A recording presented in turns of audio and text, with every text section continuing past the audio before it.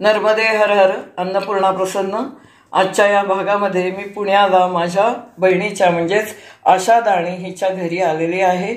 आत्ताच आपण तयार केलं ते आवळ्याचे वेगवेगळे प्रकार, त्याचबरोबर पुढचा जो भाग आहे तो ती आपल्याला सांगणार आहे। यापूर्वी मी भाजणीचे वेगवेगळे प्रकार दाखवलेले होते की ज्यामध्ये कडधान्य आहेत। दुसऱ्या प्रकारामध्ये विविध कडधान्य तर आहेत, त्याचबरोबर डाळींचा सुद्धा वापर आहे। असे आपले 2 व्हिडिओ त्याच्यावर तयार झालेले आहेत थालीपीठाच्या भाजणी करता म्हणून। आता ही जी भाजणी आहे ती कशा प्रकारची आहे हा तिसरा प्रकार आपण बघणार आहोत आणि याच्यामध्ये कोणकोणतं आणि काय काय साहित्य वापरलेलं आहे ते माझी बहीण आहे ती आपल्याला सांगणार आहे। ही सगळी जी कडधान्य आहेत, धान्य आहेत, ती किती घ्यायची आहेत, काय घ्यायचे आहेत, हे सगळं प्रमाण, त्याची भाजणी किती तयार होणार आहे हे सगळं ती आपल्याला सांगते। ती आपण ऐकूया आणि त्याप्रमाणे करूया।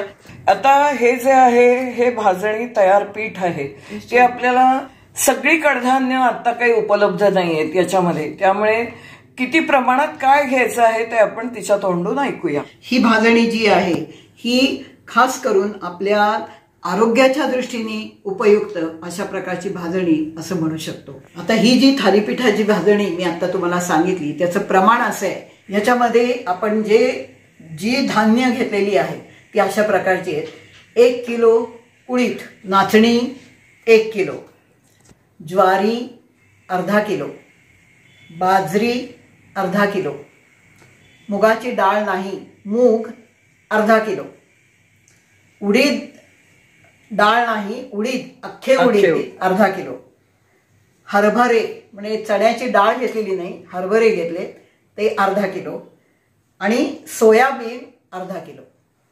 तर हे सगळे पदार्थ मिळून एकंदरीत 5 किलो भाजणी होते। त्यात ही जी वाटी दाखवलेली आहे भाजणी ज्याच्यात ठेवलेली आहे, 2 वाट्या भरून धने घातलेले आहेत, 3 चमचे आपण टेबलस्पून मेथी घालायची, हे भाजून घालायची, मेथी आणि धने हे भाजून घालायचे। ही सगळी धान्य सुद्धा फार जळेपर्यंत भाजायची नाही, काळी करायची नाही, पण खमंग पाहिजे। तुम्ही जर कमी गॅस करून भाजली तर ती जास्त खमंग होतात। अशा प्रकारे ही भाजणी तयार झाली आहे। एकंदर ही भाजणी 5 किलो तयार होते। आता हे जे थालीपीठ आत्ताच तयार केलेलं आहे, तुम्हाला याचा रंग थोडासा काळपट वाटेल कारण सगळी धान्य आपण सालासकट वापरलेली आहेत, कुठल्याही डाळी आपण याच्यामध्ये वापरलेल्या नाही। आता या ठिकाणी मी या थालीपीठाबरोबर छुंदा घातलेला आहे। हा छुंदा सुद्धा मी घरीच केलेला आहे। मी इकडे तूप घातलेलं आहे, अर्थात हे घरचंच तूप आहे। आणि हा छुंदा, या छुंद्याचं सुद्धा वैशिष्ट्य असं की मी घरी छुंदा तयार करते। कैऱ्या राजापुरी कैऱ्या घेते कारण का त्या आंबट कमी असतात। मुख्य म्हणजे या छुंद्यामध्ये साखर घातलेली नाही तर याच्यामध्ये गूळ घातलेला आहे। मग तो गूळ किती घातला, कैऱ्या किसल्यानंतर जेवढा त्याचा गर निघाला तेवढाच गूळ त्याच्यामध्ये घातलेला आहे। भाजून जिरे घेतले आणि त्याची जिऱ्याची पावडर घातली, हे उन्हात ठेवून, लाल तिखट बिलकुल नाही, लाल तिखटही नंतर घातलेलं आहे। उन्हात ठेवताना फक्त आंब्याचा किस, कैऱ्यांचा किस आणि गूळ एवढंच उन्हात ठेवायचं। मीठ घालायचं पण हे सगळं नंतर। कोण किती दिवस द्यायचं? जवळजवळ 7-8 दिवस त्याला रस सुटतो, जरा घट्ट होईपर्यंत आपण ते उन्हात ठेवायचं। उन्हात किती दिवस ठेवायचं हे जितकं ऊन तुमच्याकडे ज्या प्रमाणात येईल त्याप्रमाणे ते ठरवायचं। 8 दिवस तर नक्कीच लागतात। उन्हात ठेवताना मोठं पातेलं घ्यायचं आणि त्याच्यावर एक कपडा बांधायचा, असे ट्रान्सपरंट, तुम्ही नायलॉनचा वगैरे असं कुठलाही कपडा घातला तरी आत गेलं पाहिजे। आणि ते आत बाहेरच्या बाहेर तो कपडा राहिला अर्थात आणि ऊन आत जाईल। आणि प्रत्येक वेळेला ते काढून ढवळायचं आणि पुन्हा ठेवायचं का? संध्याकाळी जेव्हा आपण ते काढू ऊन गेल्यानंतर तेव्हा ते एकदा ढवळून ठेवायचं आणि मग ते हळूहळू त्याला घट्टपणा येतो, त्याचा रस सगळा जातो, घट्टपणा येतो। घट्टपणा आला की ते झालं। म्हणजे गॅसवर आपण जे तयार करतो त्याऐवजी उन्हामध्ये ही प्रोसेस होते। हो, आणि हा छुंदा नेहमी उन्हातच ठेवला जातो। आणि नंतर त्याच्यामध्ये तिखट तुमच्या आवडीप्रमाणे, मीठ तेही तुमच्या चवीनुसार, थोडंसं जिऱ्याची पावडर घातलेली आहे। आणि असा हा छुंदा किती दिवस टिकतो, कसा टिकवायचा? हा छुंदा तुम्ही बाहेर ठेवू शकता, याला फ्रीजची गरज नाही। माझ्याकडे 2 वर्षाचा छुंदा सुद्धा राहिलेला आहे आणि त्याला काहीही, आणि आपण बघू शकतोय ना किती सुंदर असा रंग पण आलेला आहे, आकर्षक आहे, साखर नाहीये हे पण वाटत नाही। मुख्य याच्यामध्ये गुळ वापरल्यामुळे आणि जो गुळ आहे तो आरोग्यदायी. पिवळा छान आहे, एकदम त्याचा रंग अगदी साखरेसारखा आलेला आहे.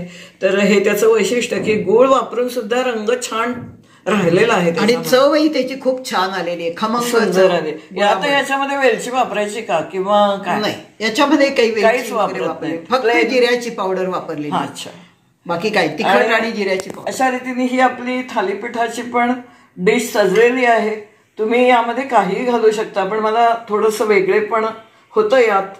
आपण चटणी घेतो किंवा त्याच्याकरता सुकी चटणी घेतो किंवा ठेचा घेतो. थालीपीठ म्हटल्यावर काहीही आपण त्याबरोबर घेऊ शकतो, पण त्यामधून छुंद्याचाही जो प्रकार आहे तो आपल्यापर्यंत पोचवायचा होता आणि म्हणून आपण थालीपीठाकरता छुंदा घेतलेला आहे. तोही तुम्ही जरूर करून बघा आणि आम्हाला त्याची नक्की पोच द्या. जेव्हा कोणताही व्हिडिओ तयार केला जातो तेव्हा त्याला प्रचंड मेहनत असते, त्यामुळे तुमच्या प्रतिक्रियावरच उत्तेजन, प्रोत्साहन हे मिळत असतं. मी प्रत्येक व्हिडिओमध्ये सांगत असते की रुची आणि रागदारीने तयार झालेलं हे समृद्ध असं चॅनेल आहे.